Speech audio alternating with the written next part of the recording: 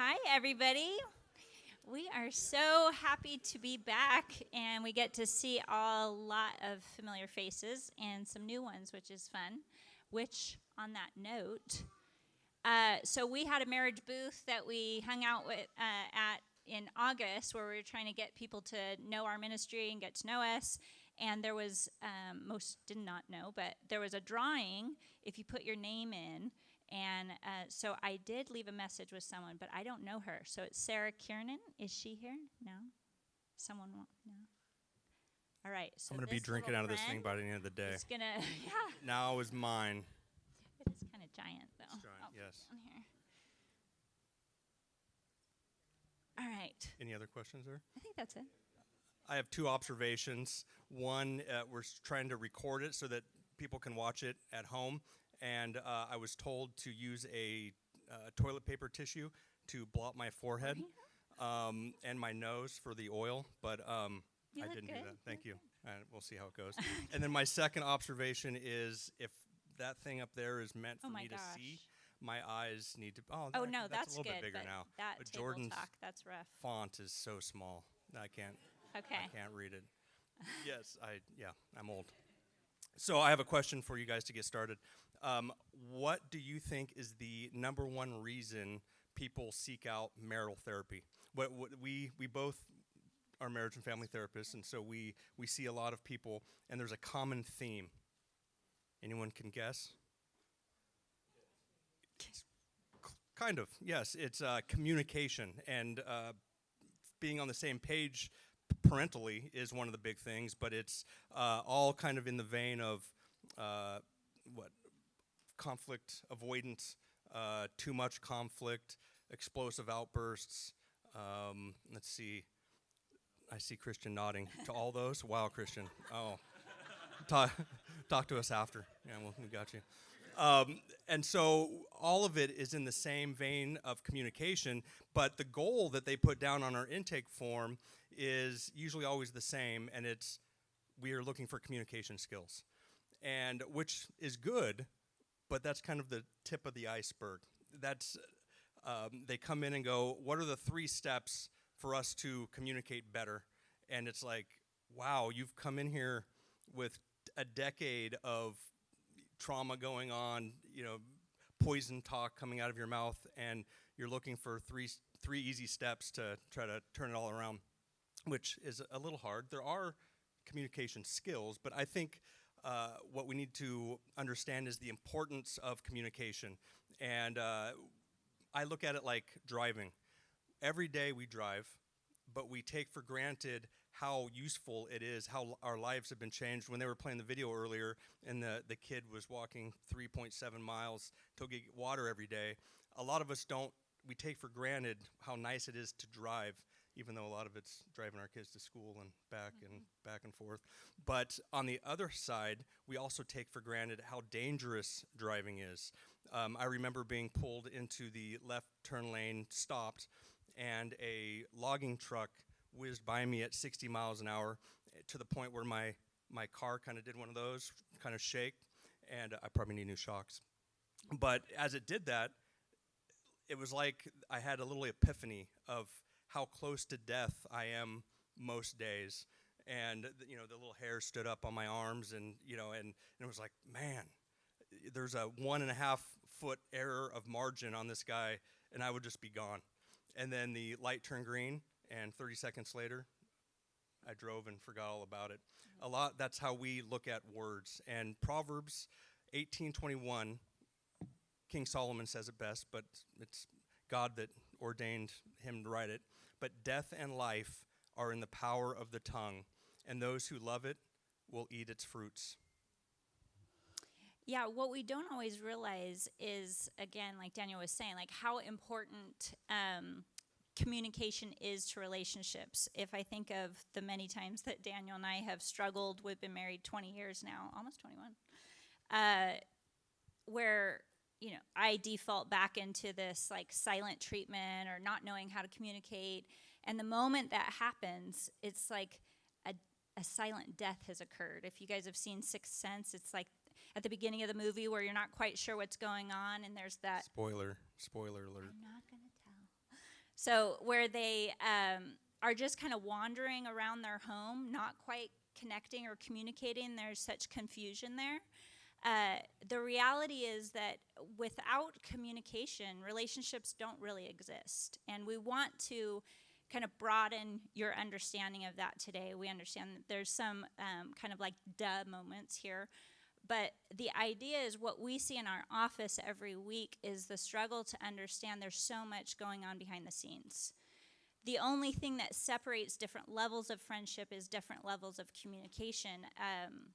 If you think of people in your life that you know, so you have friendships, and then you have maybe acquaintances, and then you have your spouse, and usually, hopefully, we stay the same as far as personality, character, but how we communicate to them is much different.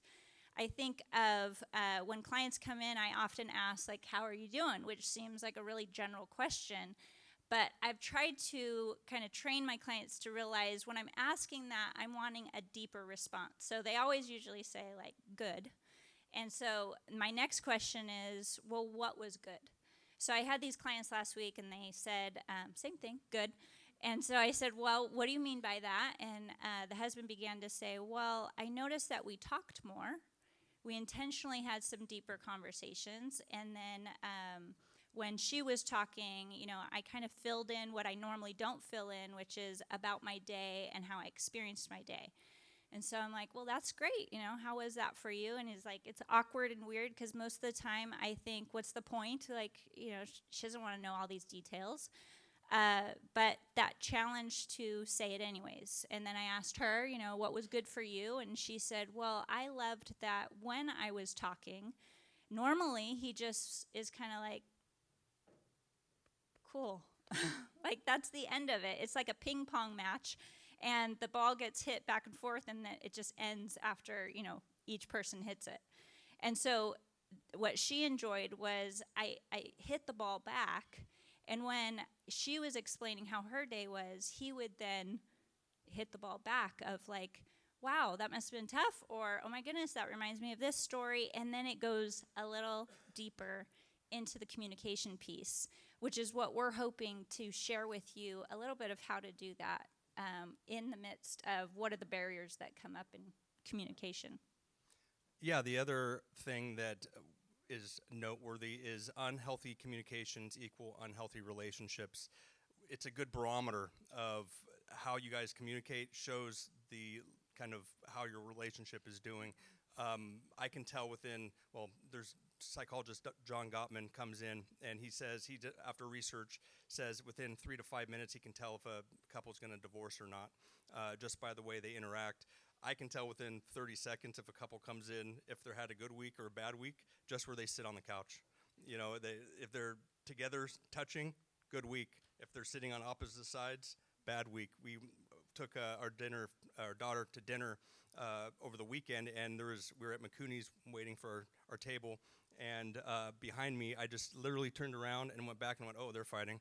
And you could, within 3 seconds, and you could see him leaning in intently, and her just head away, pointed away from her, and you could just tell immediately that it was not a good night for them. It looked like it came out at the end, but yeah, but in the beginning, not well. And so, yes, we were hoping. I would ask her if she had a card on her. We were going to slide it to the table, but we don't carry them. But so it's important to, again, know how important communication is and to pay attention. We're always communicating with our spouse, whether we know it or not. And we wanted to give you guys some practical communication tools, but we wanted to say they don't end here. You know, there's a famous Waldo Emerson quote that says, all the tools and engines on earth are only extensions of man's limbs and senses. Our tools are only as good as we are using them. And so if we are broken, which, you know, I believe that most of us are, then the tools that we have usually get used brokenly. But we're going to give them nonetheless. But it reminds me of a story of, I think I was 9. My neighbor gave me a Rubik's Cube, and I think they probably just came out because I'd never heard of one before. I don't know when they came out. But he gave it to me and said, it's a puzzle. You got to figure out how to get all the colors on each side. And then he left. And again, I was 9. And so I kind of moved it around a little. And I was at my house and he was at his house. And, about an hour later, I went back to his house with the Rubik's Cube solved. I had all the colors on all the sides. And so I handed it back to him. And he said, what? How did you figure that out? How to do that? And I said it was easy. Once I figured out it was a trick cube, I peeled off all the stickers and I put them all on the sides. And he was holding it, and he kind of disappointed on his face because I broke it. And so what I thought was simple was very much complicated. It was a lot deeper than it looked at face value. And so here's some 10 communication skills. We're going to go a little bit deeper in a couple of them, but most of these you guys already know. You have been communicating since you were probably 2. Is that when people communicate? Communicate before then. Yes, babies communicate needs constantly. So we've been doing it forever. And so a lot of this is just common sense, but as you could probably testify, it's not always easy. And so if you Googled reflective listening, you're going to get all the things to do. It's just going to be harder done than read. But there's one that's, it's a good one, is a soft startup. And that's where the thought is how you start a conflict, the tune you started in is probably going to be the tune you ended in. And so go in with a soft startup versus a harsh startup. And one of the things is complain, don't blame. If you can have something that you need to discuss that irritated you or whatever, but if you go in a way that's blaming them, they're going to get defensive, and then it goes nowhere. And so soft startup is a good communication tool. Yeah. The other one is bids, and kind of like what Renee was talking about earlier, the conversation goes better when it's hit back and forth. And so we all make bids. We put little conversation things out there. You know, oh, did you see the sunset? Oh, did you see the thing of turkeys that walked by? Or whatever, we live by a bunch of turkeys. You know, those are bids. We're trying to connect. And so if the person understands what is being done, they can go, oh yeah, it was pretty that night. And that was a connection. And so always be looking for bids. Well, and then we have, set aside time to talk. There's date nights where you're specifically just hanging out, enjoying each other, maybe dreaming a bit. And then there's State of the Union, a concept where you are setting aside a different time where you're like, what didn't go well this week? So some intentionality behind that. We want to take breaks when getting heated. The idea that we want to get that cortisol kind of lowered, especially when we're heightening up.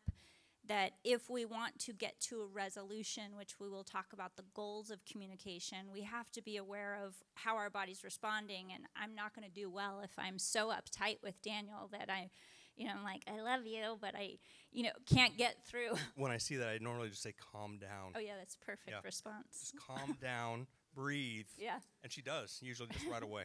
Yeah, works perfectly. And then we want to affirm, hopefully, letting our spouse know that we're for them. We are not, even though we have all this tension building, that we're not breaking down. Like, this is not it. I'm not just leaving. So giving space for that. But non-sexual touch is something that we see a lot in our counseling office, where clients are struggling with, well, the only time that we really touch each other is a little kiss, like when we leave the room or go to work, and then otherwise it's sex. And it's like the discrepancy there is pretty large. And if we begin to say, like, well, communication is more than just words, it's touch and comfort that we have with each other. So making sure that you're actually showing that affection in other ways of holding hands and rubbing backs and just squeezing. Thank you. That's a good example. She was expressing a need. That's number one. Yes. Is an unexpressed need is an unmet need. Thank you. She should tell me that she wants right a back rub. Yeah. So then we have to be honest and to honor. And that is pretty straightforward. But it's this idea of when we are communicating what we're struggling with, it is pretty easy to try to tiptoe around what we need or be passive aggressive. And so the idea is to be clear and direct. As much as you possibly can, just speak it, because that's how we're going to kind of grow in connection and communication. And then we want to team that up with honoring. So being able to respect the person as we're speaking what we're upset about. And so these are all time-tested, effective ways, but as I've talked about earlier, I'm sure they haven't all worked for you when you've tried some of them. And there's reasons for that. It reminds me of probably a decade ago, we went to a marriage retreat, and this was at a different church, so probably more than that, 15 years. Yeah, we didn't have kids. And we went with a non-Christian couple that we invited, and it was at a church that had mostly older people, but during their breakouts, they would we played catchphrase. And so we'd all sit in a circle, and it was going around the circle, and we were getting better at it. And it's that if you haven't played catchphrase, it's where you act out the word, and you have like 30 seconds before this thing starts beep beep beep beep beep beep, beep and it's like very anxiety producing. And so it was going around the circle, and it was team oriented, and it came to this cute little man, and he looks down and he sees the words, and it looks like he's got it. And so we were ready. We were going to win. And so he pushes the time. And now I'll be him, and you guys try to guess what the words are. This is exactly what he did.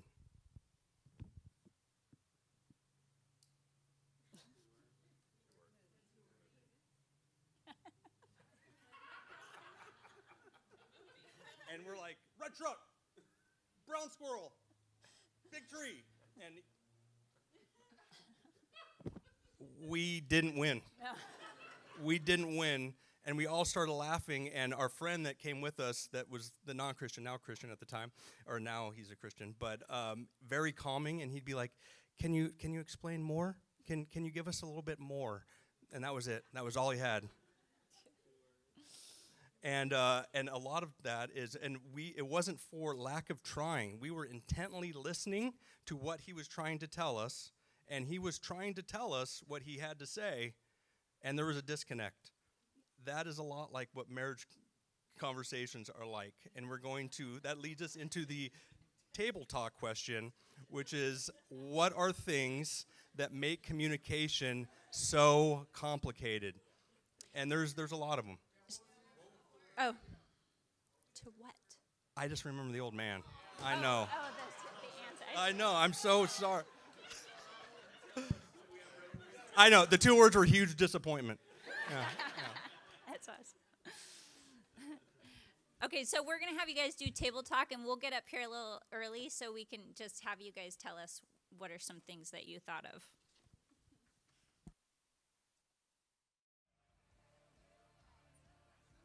Justin's sleeping back there. Justin?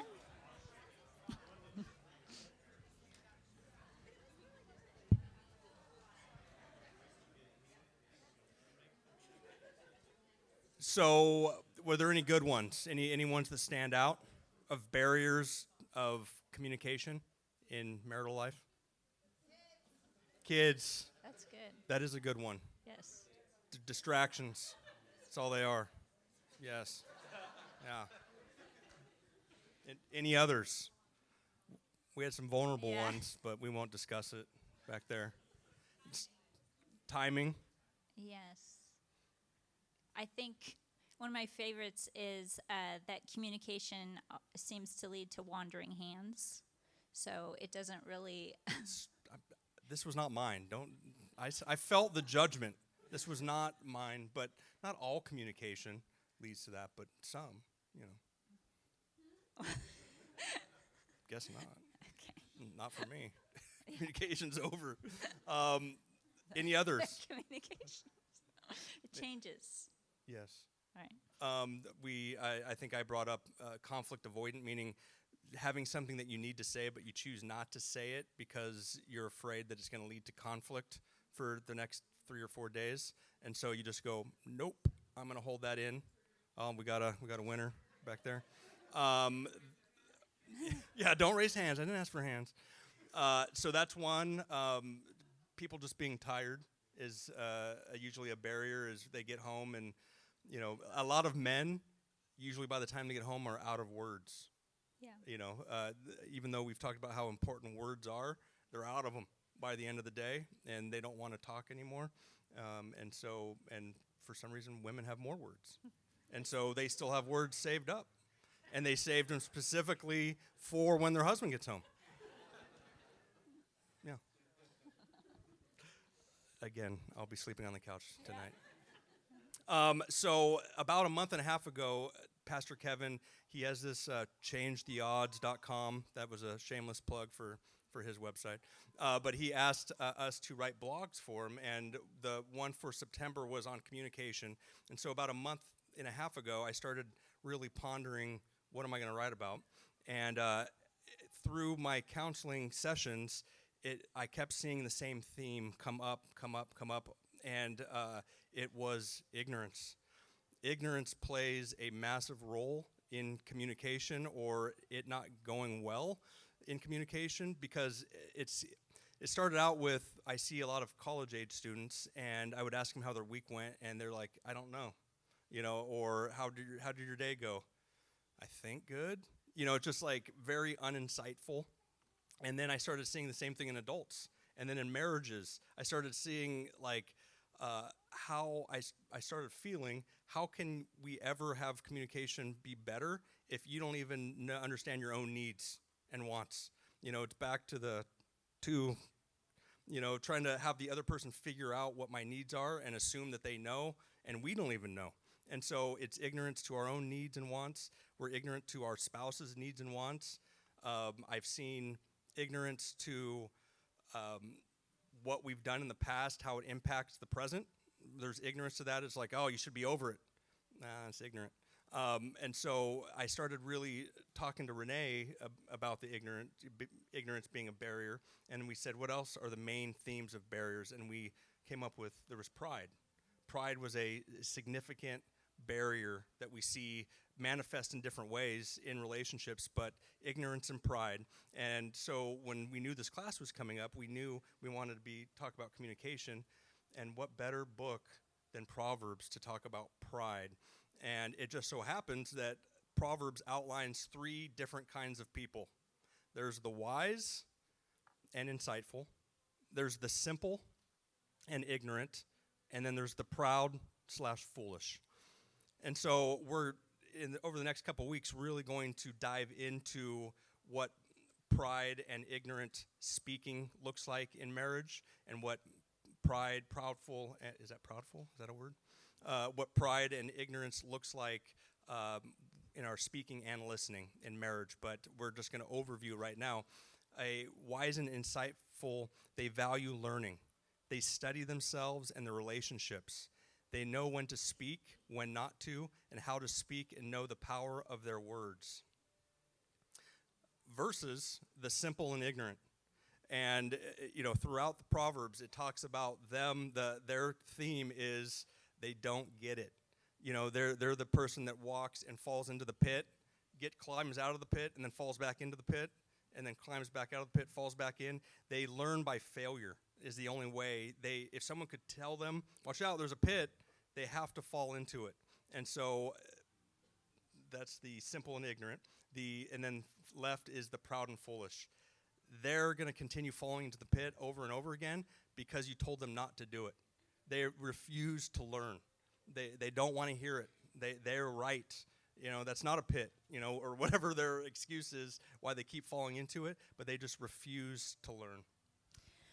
Well, and what's surprising is when you try to create a class around communication, it's interesting that we have ample opportunity to test how well we're doing, which is what August was like for our marriage.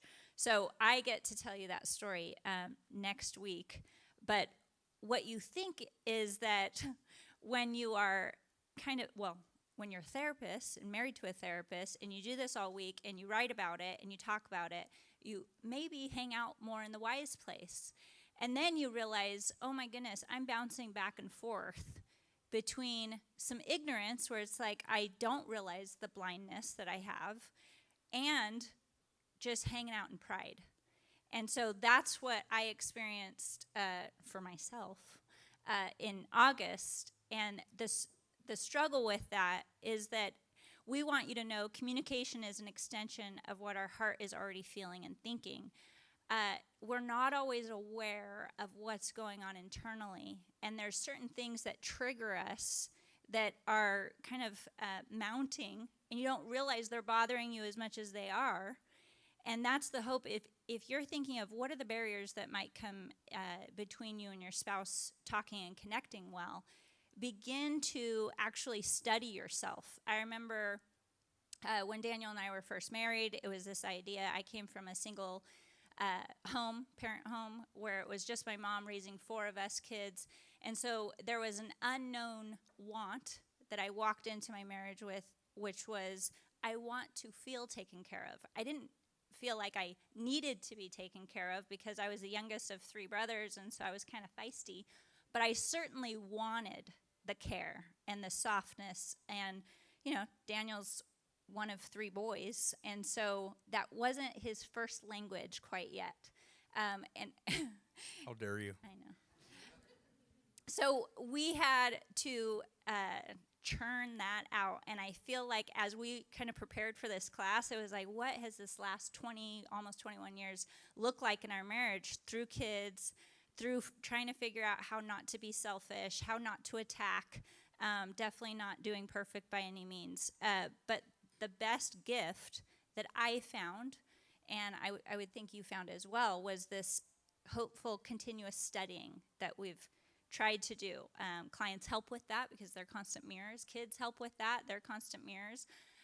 Family members. But that's what we want to encourage you guys to do is when you're thinking of communication, the deeper layer is, why is this bothering me? What about it is bothering me? How do I feel when this is happening? So pay attention to all those pieces. What's my motive when I'm asking this question? What am I trying to achieve here? It just reminds me of a client that I had on Thursday. Him and his wife got into a 2-day fight over, can you switch out olive oil versus vegetable oil in a recipe? Like, that led to a 2-day fight.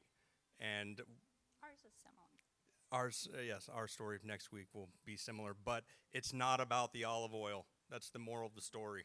It's something else deeper there. Are you done? All right. The last one, so we've talked about the importance of communication. We've talked about the barriers of communication, and now we're going to talk about the goals of communication, because anytime you're communicating, you got to have a goal. Otherwise, you're just aimlessly talking for no reason. And so, luckily, Jesus gives us a goal, and that's to love others. That's the goal, and that's the overall arching goal of communication, is to love. And in John 13, he talks about a new commandment I give to you is to love one another. And so, why is that important? To love each other, we have to know each other. And so, the point of communication is to know our spouse in this circumstance, and for them to know us. That's the overall thing. And so if we look at it from that perspective, we are going to be naturally curious. If we want to know, tell me more. Not all the time do we get to say, tell me more, because we're mad and we don't say, tell me more. But it reminded me of, I have written down a Tim Keller quote. I love Tim Keller. To be loved but not known is comforting but superficial. To be known and not loved is our greatest fear. But to be fully known and truly loved is, well, a lot like being loved by God. It is what we need more than anything. It liberates us from pretense, humbles us out of our self-righteousness, and fortifies us for any difficulty life can throw at us. And really, that's what we want, right? Is to just be fully, not rejected, is to be loved and known. In talking about this, there was 3 people that were able to communicate on this earth without barriers, without sin being dominant in their speech. And the first 2 were before sin was even created. It was Adam and Eve. And in talking about that, it was like, I wonder what that relationship was like, to not feel judged, not feel like anything was minimized or there was no, I got this word wrong earlier, it's not condensation. It's, what's the word now? Condescending, yes. But anyway, never feeling like the person was trying to manipulate us in any way. They lived that life until sin came in. And then the third person, we have Jesus. Jesus came along, and there was already sin present in the world. Everybody had been hurt before. Everyone had been manipulated. Everyone had been lied to. And then Jesus comes along and didn't have that sin in him. And everything that he talked, there's the theme throughout where people said, no one talks like this guy. There's something about him. And just to experience what it was like the woman at the well, him talking to her, there was no manipulation, no trying to use her, and you could tell that she felt that, and took away with that, just feeling known and loved. We want to give you guys time for table talk, so I'll try and get through these last points pretty quick. The second goal, so we want to love others, but we want to gain wisdom and understanding. That's the goal of communication. In Proverbs 9:10, it talks about the fear of the Lord is the beginning of wisdom, and knowledge of the Holy One is understanding. That's so critical because I can only hear what I hear, and that ear is constantly blocked with every filter possible. What I think I'm hearing, what I hope to be hearing, what I don't want to be hearing. All of those pieces are my hang-ups. And so the beauty about the fear of the Lord is allowing the Holy Spirit to actually come in and remove those blocks and let us hear what we need to be hearing. So we have, what is the antidote to pride? It's truly striving to be humble. How could I be wrong here? And then with the antidote to ignorance, it's insight. What am I not seeing or hearing? Again, when we talk about the story next week, that's what I kept praying. I'm like, I know I'm right, God. I know I'm right. This doesn't make sense. I was praying that same thing. So help him figure out how he's wrong. And I'm not kidding. It took quite a while. It took at least a day or two, and then more than that, but to realize this small little whisper of, you might not be right. So there was this trickling in and allowing Daniel to speak into my heart of hey, this is how actually I felt and saw it.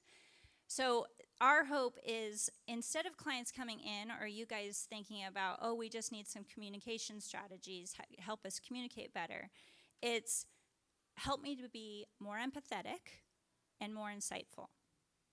So we did leave you with some you can take home, but they're questions to ask each other and questions to ask yourself. It's a separate page. And then... You say that verse? Oh, no, you can say it. Well, and we didn't just make up that. In Proverbs about humility, it says, the reward for humility and fear of the Lord is riches and honor and life. And so... right there, it starts with the fear of the Lord, brings about humility, because we recognize that we're not God. All right. Table talk? Yeah. Thank you. Thank you guys for coming for the first week. We're meeting for 7 weeks. The next 2 weeks, Daniel and Renee will be finishing on communication. And then week 4 of our marriage series, Pastor Gill and his wife are coming out. He's written a lot of marriage books. And he'll be talking, and then we'll be taking a week break for marriage and family conference. Daniel and Renee will be speaking there. A lot of amazing people, Mark and Aaron Clark, Ray and Carol. So make sure you sign up for the Marriage and Family Conference, and then we'll come back after that and do 3 weeks of parenting. Then we'll have tons of events, the men's and women's nights. Watch out for our emails. Jump on our Facebook page. And then one of the things talked about insightful, getting to know about kind of how you communicate and knowing more of yourself. If you go onto the Bayside website on your profile, you can actually take DISC tests and how you communicate. So actually, if you want to look more into how you communicate, you can take those free tests, and it might be a way to kind of learn about you and your spouse. So thank you guys for coming. Feel free to pick up the kids, and we'll see you next Sunday. Thanks, guys.